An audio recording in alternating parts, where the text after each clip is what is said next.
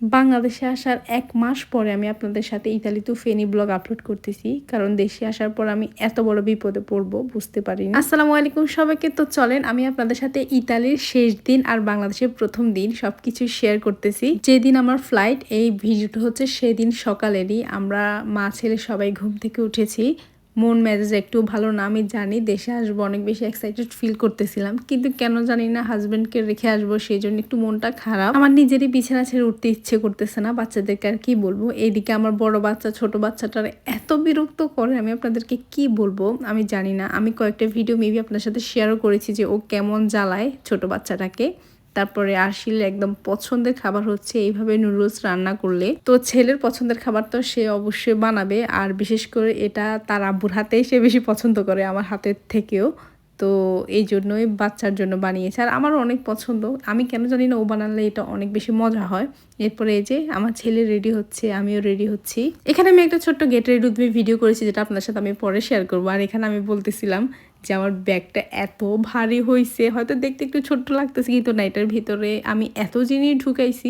Maybe 5 KG ওজন আমার এই ব্যাগটাই হয়ে যাবে। বেবিদেরকে যেহেতু কয়েক মাস দেখবে না, অনেক মিস করবে, সেজন্য কোল থেকেও রাখতেছে না, এমন এক অবস্থা। আর আমার বড় বেবি চাচ্ছিল যে ছোটটাকে একটু সাইকেলে চড়াতে, এটা প্রায় ও করে। ছোটটার একদম এখন থেকে প্রো করে ফেলতেছে। তো এই তো আলহামদুলিল্লাহ আমরা রেডি হয়ে গিয়েছি। এখানে আমাকে বিদায় দেওয়ার জন্য ভাবি আসছে, তো ভাবি পিচ্চিদেরকে রেডি করিয়ে দিয়েছে। তো আহানাফ আসছে, সবাই আসছে পরে। আলহামদুলিল্লাহ আমি অনেক খুশি হয়েছিলাম। আমি খেতে বসেছি, একটুও খেতে পারিনি। তো পরে আহনাফকেও বললাম যে আমাদের সাথে একটু খাও। ও খেতে পারতেছে না, কারণ 11:30টার দিকে কে খাবার খায়, এমন এক অবস্থা। তো এই যে মোটামুটি আমরা সবাই রেডি। 10 থেকে 20 মিনিটের ভিতরে আমরা বের হয়ে যাব, কারণ ওইদিকে আমার হাজব্যান্ড অলরেডি সবগুলো মালামাল নামাচ্ছে নিচে। তো ফাইনালি আমরা এখন বের হয়ে যাব, কারণ গাড়ি এসেছে অনেকক্ষণ আগেই। যেহেতু ওই দিন অনেক বেশি বৃষ্টি ছিল, আমরা চাচ্ছিলাম যে একটু আগে আগে রওনা দিতে। আমি আমার বাসাটাকে অনেক বেশি মিস করব। ইনশাল্লাহ খুব তাড়াতাড়ি দেখা হবে মাই হোম। তারপরে এই যে লিয়ানা চলে আসছে। লিয়ানার এত জ্বর ছিল, তারপরে আরশিলের সাথে দেখা করার জন্য চলে আসছে, বিশেষ করে আকিলের জন্য, মানে আমার পিচ্ছির জন্য আর কি। এখানে ভাইয়াও আসছে, সবাই আসছে। কেন জানি না ওই দিন সবাইকে বিদায় দিতে আমার এত কষ্ট হচ্ছিল, কি আর বলবো, কারণ সবাই আমার ভালোবাসার মানুষ। তো এই যে আলহামদুলিল্লাহ আমরা বিসমিল্লাহ পরে রওনা দিলাম আল্লাহর নাম নিয়ে। এই যে আমার পিচ্ছিকে শুইয়ে রেখেছি, কারণ একটু পরেও ঘুমিয়ে যাবে, এটা ওর ঘুমের টাইম। তো বাইরে এত বেশি জোরে বৃষ্টি ছিল না ওই সপ্তাহটা। কেন জানি না ইতালির ওয়েদার অনেক বেশি ভালো ছিল, খুব একটা ঠান্ডা ছিল না। ম্যাজিকের ব্যাপার হচ্ছে, আমি যখন ইতালি থেকে মানে বাংলাদেশে চলে আসি, এর পরের সপ্তাহ নাকি এত ঠান্ডা পড়ছে। আর সেম ওয়েদার বাংলাদেশেও ছিল। আমি যে সপ্তাহ বাংলাদেশে এসেছি এত ঠান্ডা লাগছে আমার কাছে, আমি আর কি বলবো। অলরেডি আমার গলা এখনও বসে আছে, গলা অনেক ব্যথা, যার কারণে আমি কোনো ভয়েসও দিতে পারছিলাম না, যার কারণে আমি আপনাদের সাথে কোনো ভিডিও শেয়ার করতে পারছিলাম না। এটা তো তাও আমি এখন অনেকটাই ভালো আছি, কিন্তু দেশে আসার পরে আমরা সবাই এত সিক ছিলাম, আপনাদের সাথে নতুন নতুন কোনো ভিডিও শেয়ারই করতে পারছিলাম না। এই যে আমার পিচ্ছি কীভাবে দেখতেছে, যে তাকে দেখা যাচ্ছে মেবি এটা সে বুঝতে পারতেছিলই আর কি। তারপর সে ঘুম থেকে উঠে গিয়েছে, মাঝখানে নেমে তারা কফি খেয়েছে। ফাইনালি আমরা এয়ারপোর্টে চলে আসছি। এখানে আমার 10 থেকে 12 কেজির মতো মাল বেশি ছিল। আমি প্রিপেয়ার হয়ে আসছি যে অতিরিক্ত মাল আমি আলাদা একটা প্যাকেটে নিয়েছি, যদি বুকিংয়ে দিতে না পারি তাহলে আমার হাজব্যান্ড নিয়ে চলে আসবে। কিন্তু মজার ব্যাপার হচ্ছে আমি সবগুলো মাল বুকিংয়ে দিতে পেরেছি।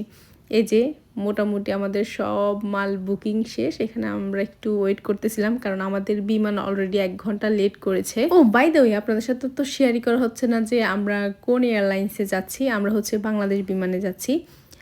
এটার পজিটিভ আর নেগেটিভ আমি আপনাদের সাথে একটু পরে শেয়ার করতেছি। তো আমি একটু কফি খেয়েছি, কেন জানি না মনটা অনেক খারাপ করতেছিল, এটার রিজন আমি জানি না। তাও আর কি নিজেকে চাঙ্গা করার জন্য খেলাম। তবে কফিটা একটু ভালো ছিল না, টু বি অনেস্ট। আমরা 20 মিনিটের ভিতরেই কিন্তু ভিতরে চলে যাব আমার হাজব্যান্ডকে এখানে রেখে।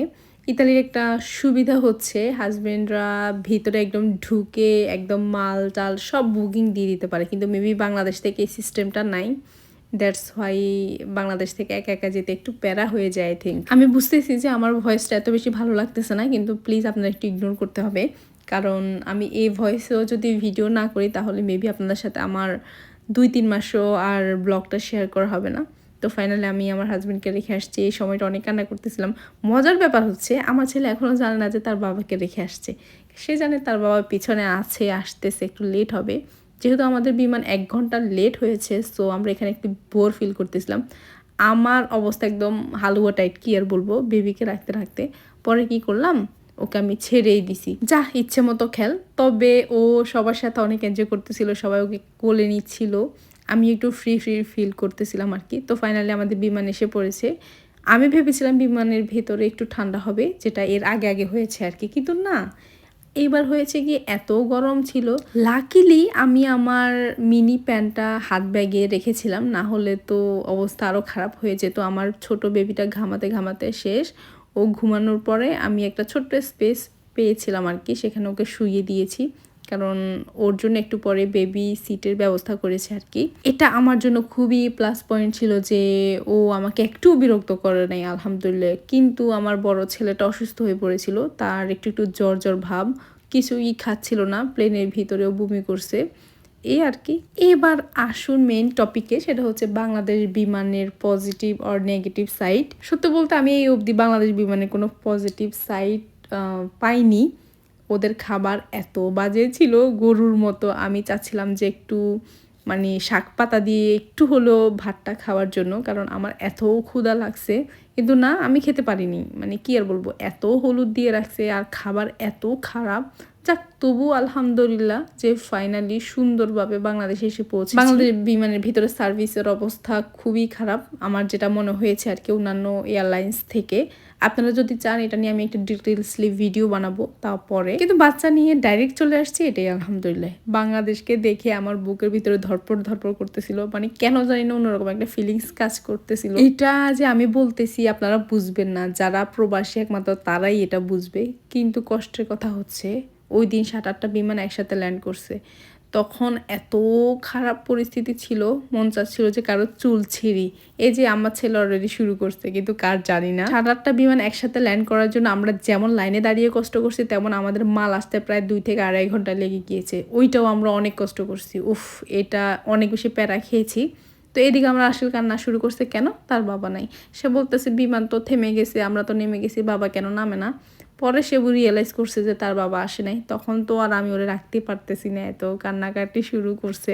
আমি আমার মালের জন্য অসহায়ের মতো জাস্ট বসেছিলাম 2 থেকে 2.5 ঘন্টা, আসেই না কেন জানি না। তো ফাইনালি আমরা বের হলাম, যে জায়গায় আমরা 9:30টার ভিতরে বা 10টার ভিতরে বের হতাম, সেখানে আমরা প্রায় 1টায় রওনা দিয়েছি এয়ারপোর্ট থেকে। তাহলে বুঝেন কেমন প্যারা খেয়েছি। আমাকে আনার জন্য এবার কিন্তু সব পিচ্চিরা আসছে, সাথে আসছে আমার ভাসুর গার্জিয়ান হিসেবে আর কি। এই যে আমার ভাই, বড়টা ছোটটা, পিচ্ছি পিচ্ছি যে আমার ভাগ্নিরা, তারপরে হচ্ছে আমার ভাসুরের ছেলে, সবাই আমাকে নিতে আসছে। আর আমি অনেক হ্যাপি যে এবার আমরা সবাই পিচ্ছি পিচ্ছি, কোনো মানে বড়রা নাই, নিজেদের মতো এনজয় করতে পারবো। ও, তারা আবার আমার জন্য ফুলও নিয়ে আসছে, আমি অনেক হ্যাপি হয়েছি, যেহেতু আমি ফুল অনেক বেশি পছন্দ করি। কিন্তু আফসোস লাগতেছে যে আমি অলরেডি 2টা থেকে 3টার ভিতরে আমি বাসায় চলে যেতাম, মানে ফেনীতে চলে যাওয়ার কথা।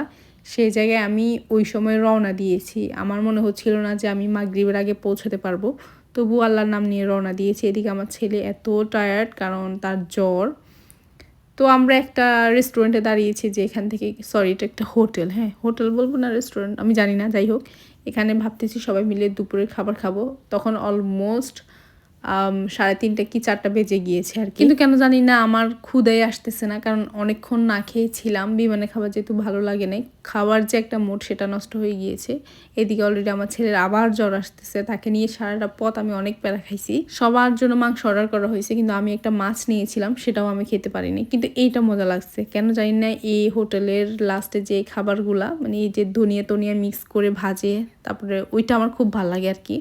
তারপর আমরা সবাই এখান থেকে বের হয়ে গিয়েছি, আবার আমরা রওনা দিব ফেনীর উদ্দেশ্যে। এটা মেবি কুমিল্লা ছিল, আমি জানি না প্লেসটার নাম কি, আপনারা যদি কেউ চিনে থাকেন জানাবেন। তো এই যে আমার গ্যাং, সবাই তো টেনশন করতে করতে শেষ, এতক্ষণে তো আমরা চলে আসার কথা, এখনও কেন আসতেছি না। কিন্তু এয়ারপোর্টের ভিতরে আমার অনেক কষ্ট হয়েছে বেবি নিয়ে, যেহেতু এত লং টাইম আমাদের মাল আসে না, তারপর হচ্ছে অনেকক্ষণ দাঁড়াইছিলাম সব কিছু নিয়ে।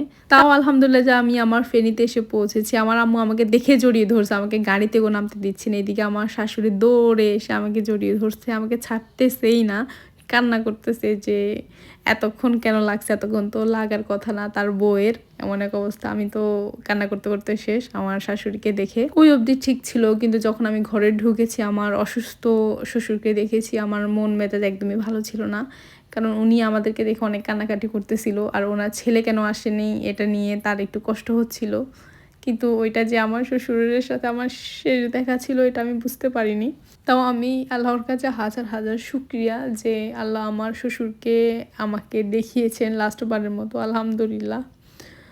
তো এই তো আমি বলতে গেলে অনেক সময় ইমোশনাল হয়ে যাচ্ছি, কিন্তু না, আমাকে অবশ্যই আল্লাহর শুকরিয়া আদায় করতে হবে যে আমি আসার ঠিক 3 দিন পরে 4 দিনের দিন আমার শ্বশুর আমাদেরকে ছেড়ে চলে যায়। কিন্তু আমার এখনও বিলিভ হচ্ছে না যে আমার শ্বশুর আর নেই। সবাই আমার শ্বশুরের জন্য দোয়া করবেন যাতে আল্লাহ ওনাকে জান্নাত নসিব করে। এই তো তো আসার পরে একটু টুকটাক খেলাম, আমার আব্বু আম্মু সবাই ছিল। আমার শ্বশুর কিছু খাচ্ছিল না, কারণ উনি তখন এমনিতে অসুস্থ ছিল, কিন্তু আমাদেরকে ছেড়ে চলে যাবে এটা আমি বুঝতে পারিনি। এই তো তো একটু রেস্ট নিয়ে রুমে আসলাম, পরে সারপ্রাইজ হলাম যে আমার পিচ্চির জন্য আব্বু রিং আনছে। পিচ্চির জন্য বলতে মানে বেবিকে উদ্দেশ্য করে আমাকে দেয়া মেনলি, বাট আমি অনেক হ্যাপি হয়েছি যে রিংটা অনেক সুন্দর ছিল, যদিও এগুলোর কোনো দরকার ছিল না, কিন্তু আব্বু খুশি হয়ে দিয়েছে, আলহামদুলিল্লাহ। তো এটাই ছিল আমার ইতালিতে ফেনীতে আসার ব্লগ। জানি না কেমন লেগেছে, আমি অনেক ব্যস্ত ছিলাম। আমার শ্বশুর আমার আব্বু অ্যাক্সিডেন্ট করছে, এটা নিয়ে আমি পরে কোনো ভিডিওতে শেয়ার করবো আপনাদের সাথে সব কিছু নিয়ে। তাও আলহামদুলিল্লাহ সবার মাঝে আছি, সবাইকে সাথে নিয়ে আছি, আলহামদুলিল্লাহ আলহামদুলিল্লাহ। তো এখানে আমার ছোটো ভাইয়ের জন্য ভাবি একটা ছোট্ট গিফট পাঠিয়েছে, সেটাই ওকে দিচ্ছিলাম। তো এই তো আজকের ব্লগ এই অবধি। সবাই ভালো থাকবেন, সুস্থ থাকবে, আল্লাহ হাফেজ, টাটা।